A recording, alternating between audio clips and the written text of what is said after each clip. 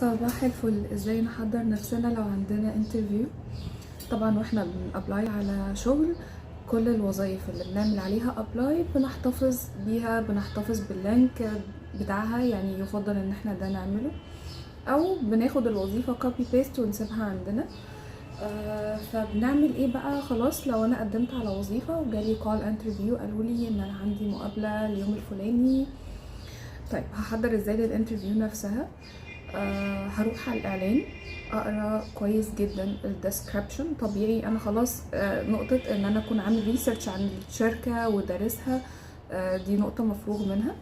فبروح على الديسكريبشن اللي مكتوبة في الاعلان، بقراها كويس جدا.